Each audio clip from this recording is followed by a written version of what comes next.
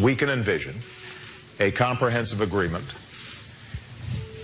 that involves extraordinary constraints and verification mechanisms and intrusive inspections, but that permits Iran to have a peaceful nuclear program.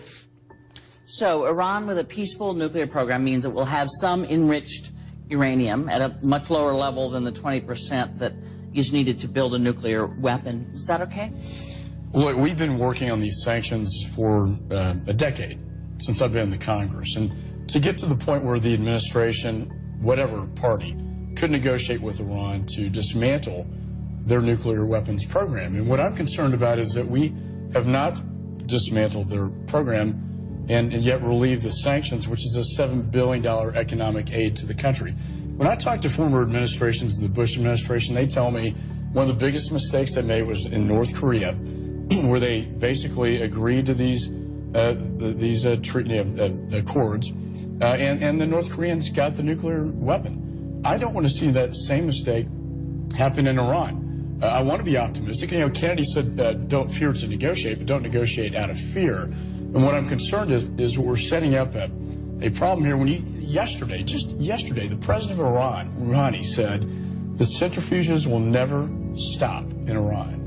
That sends to me a very cold, hard message that they are not intent on a civilian nuclear peaceful program, but rather towards getting a nuclear weapon. NEMO Director Dawn French says the agency has received accounts from St. Lucians who experienced the 6.7 magnitude earthquake.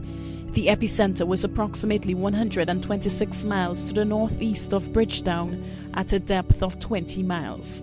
Residents across St. Lucia reported being shaken from their sleep by the quake on Tuesday morning. French says there have been no reports of injuries or damage to infrastructure. The Earth survived a close encounter in space last night. Experts say an asteroid called NEA 2000 EM26 had the potential to cause devastation. Just about a year ago, another meteor encounter caused a shockwave in Russia that injured 1,200 people. The latest space rock is more than 900 feet wide, going 27,000 miles an hour. The asteroid came within about 2 million miles of Earth.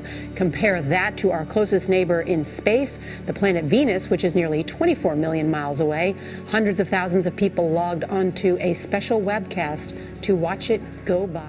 A Wisconsin-based nonprofit says the placement of this book in every guest room at the state-run Iowa State Memorial Union Hotel is unconstitutional. Since the Union lodging is run by a government entity, the university, it shouldn't be deciding which religious text people should read, and so it should provide, no text at all. The Freedom from Religion Foundation sent a letter to MU Director Richard Reynolds.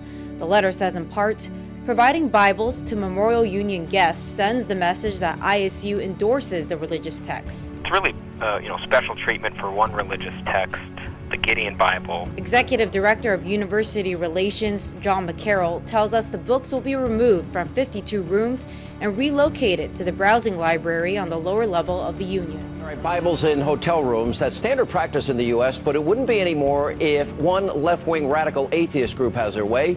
The Freedom from Religion Foundation received a complaint about what they call, quote, religious propaganda on state property at Iowa State University's Memorial Union Hotel. They then lobbied the director of the union until he agreed to remove all the Bibles from his rooms effective March the 1st. Here to explain why she sees this as, quote, reason and Constitution, and the Constitution prevailing, is the co-founder and co-president of the Freedom from Religion Foundation, Annie Laurie Gaylor. If the Bible is tucked into the drawer next to the bed, and you choose not to open it, just like you might want to not watch a channel on TV that's on their channel, maybe even religious channels. You're saying something that to me just makes zero sense and that I don't believe. Up until the early 1960s, the Lord's Prayer was said in public school. Bible reading was done on a regular basis until two Supreme Court decisions. So that means from 1776, our founding document, our Declaration, through 1787, all the way up till the 1960s, Bible reading was done in school and the Lord's Prayer was said. No, and guess what? a theocracy never emerged in America. Isn't that interesting? Sean, that isn't true. That is true. You do. You don't have to read it. It can sit right in. It can sit in your nightstand, and you don't even have to open it. Amazing. Pro-choice. You're pro-choice, right? You can choose not to open it. Government forces and the opposition are going at each other in several deadly hotspots around the globe tonight. Government forces are advancing in Syria, a public showdown in Venezuela, new gun battles in Thailand, but we begin in Ukraine, where the capital city of Kiev is burning at this hour and at least 18 people are dead. Ongoing political tug-of-war continues. Will Ukraine side with Moscow or the West? And that is what started this.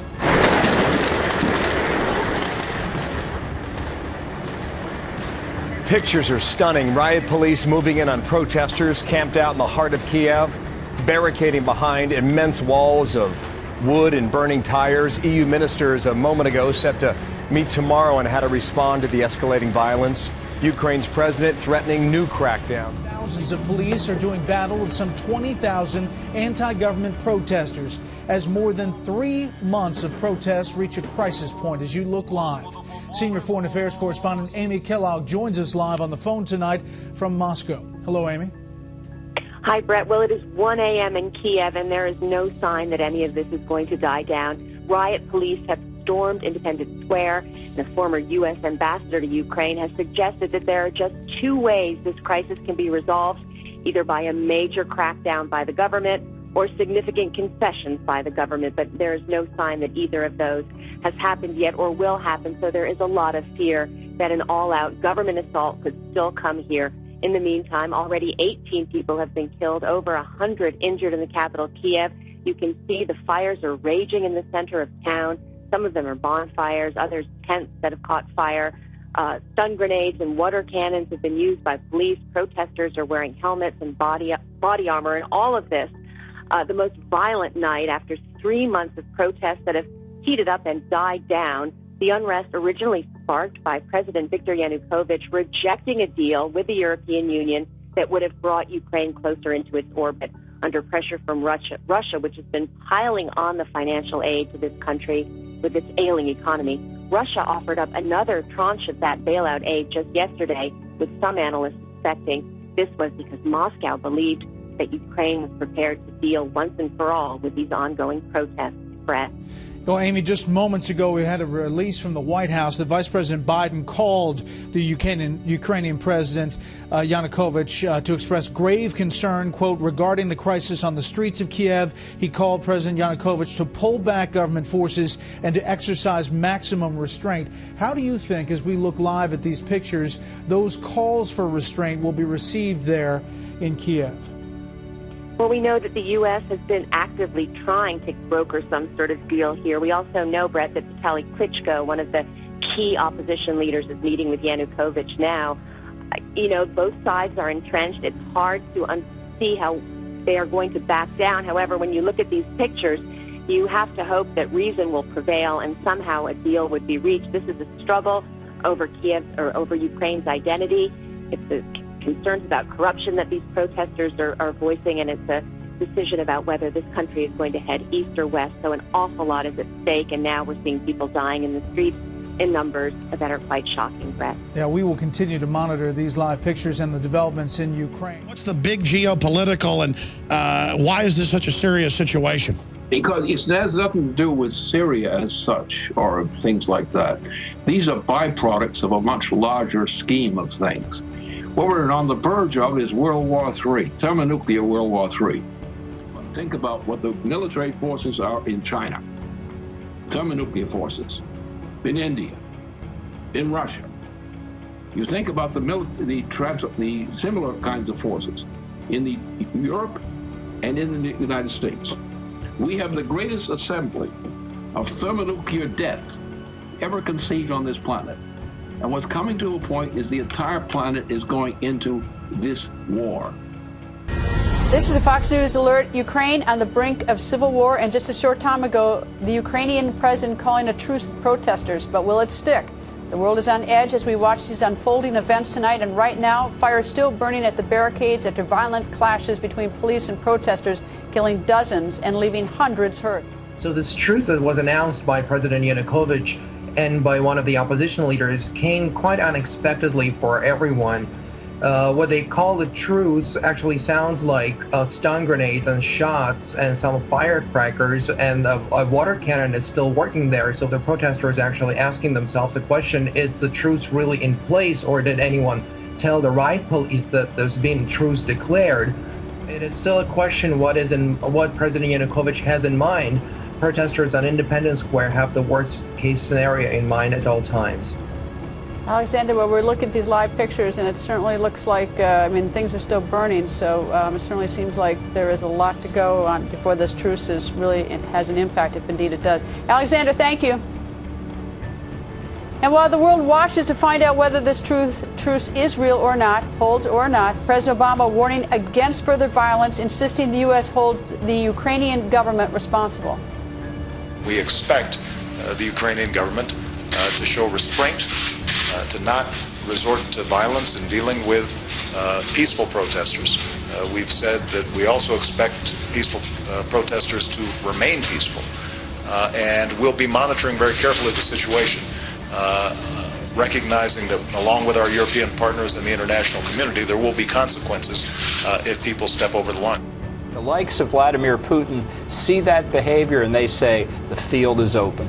So where is this headed? Because look at the fires burning there, and there's a truce, but there are an awful lot of people involved, and so truces are so iffy at this point. I don't think there's any turning back at this point. I'm struck by it says President Obama warning Ukraine and warning the protesters, warning the government, as though I can't figure out why anyone would listen to us, unless, of course, we had some sort of sanctions power. And I know that Senator McCain is asking for sanctions. Sanctions is a mistake here. Well, whatever it is, but why should anybody listen to us at this point? Well, they won't. Sanctions simply drives the Ukrainian economy further in the direction of Russia. It's the exact opposite. But why would why are the Ukrainian protesters sitting over there tonight thinking, oh well, the United States says we shouldn't do this? Well, I don't think they believe there will be any consequences either. This demonstrates you can't wait until there's violence in the streets before you have a policy. And we have neglected Ukraine for almost 6 years since the Europeans rejected the Bush administration effort to make Ukraine a NATO member. That was a mistake in 2008. It left a vacuum between the eastern border of NATO and the western border of Russia. The Russians have moved to fill it. We've twiddled our thumbs for 5 years. All right, let's say the truce falls apart, assuming it even exists. It falls apart. What's our conversation 4 or 5 nights from now? Well, I think 4 or 5 nights from now, the government will have extended its control, or we will be moving towards civil war. I don't think you can let this situation exist as it is now. That's why I think the government move to clear the Independence Square is the signal they're ready to go, and that President Yanukovych of the Ukraine thinks he has Vladimir Putin's support. And well, indeed he does. And I think that's the real problem. That's what that was the catalyst for this protest to begin with, is when he aligned himself with Putin and wanted Putin's bailout. Look, there's no defense for Yanukovych's actions, but let's be clear. This is part of Putin's strategic effort to reestablish Russian hegemony within the space of the Soviet Union. That's what he wants to do. That's what he's doing.